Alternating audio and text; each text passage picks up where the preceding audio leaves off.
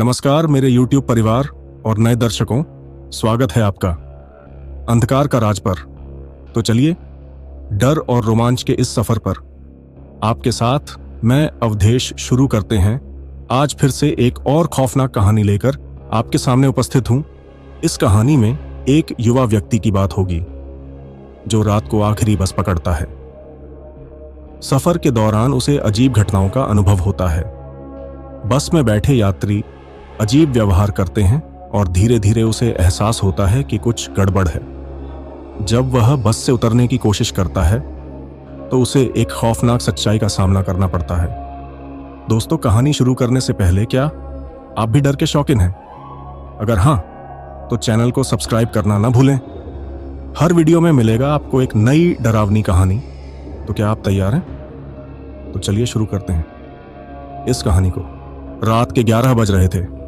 विशाल office से देरी से निकला और बस स्टैंड की ओर भागा। आखिरी बस छूटने ही वाली थी। हांफते हुए वह बस में चढ़ गया। अंदर सिर्फ 4-5 यात्री थे। सब चुपचाप बैठे थे।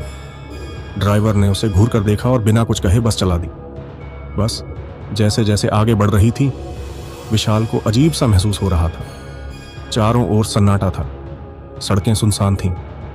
तभी उसने देखा कि एक यात्री अजीब तरह से हिल रहा था, जैसे उसके शरीर में जान ना हो। विशाल ने ध्यान से देखा। उसका चेहरा सफेद और आंखें काली थीं। डर के मारे उसका दिल तेज धड़कने लगा। उसने खिड़की से बाहर झांका, लेकिन बाहर कोई हलचल नहीं थी, जैसे पूरा शहर सो चुका हो। तभी एक महिला यात्री ने धीरे से उसकी ओर देखा और बुदबुदाई, "तुम गलत बस में चढ़ गए हो।" विशाल के रोंगटे खड़े हो गए।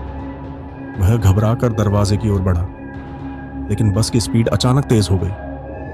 उसने ड्राइवर से रुकने को कहा, लेकिन ड्राइवर की आंखें कांच जैसी चमक रही थीं। अचानक बस के अंदर की लाइट झपकने लगी और सभी यात्री विशाल की ओर देखने लगे। उनके चेहरे विकृत हो चुके थे। आंखों से काला धुआं निकल रहा था। विशाल चीख पड़ा, लेकिन उसकी आवाज बाहर नहीं जा रही थी। और फिर अंधेरा छा गया। अगली सुबह पुलिस को वहीं बस सुनसान सड़क पर मिली। ड्राइवर अपनी सीट पर निर्जीव पड़ा था और यात्रियों का कोई नामो निशान नहीं था। विशाल का फोन सीट पर पड़ा था, जिसमें आखिरी रिकॉर्डिंग थी, "मैं गलत बस में चढ़ गया। यह बस कभी नहीं रुकती।" तो दोस्तों, अगर आपको यह कहानी पसंद आई तो लाइक और सब्सक्राइब करना ना भूलें।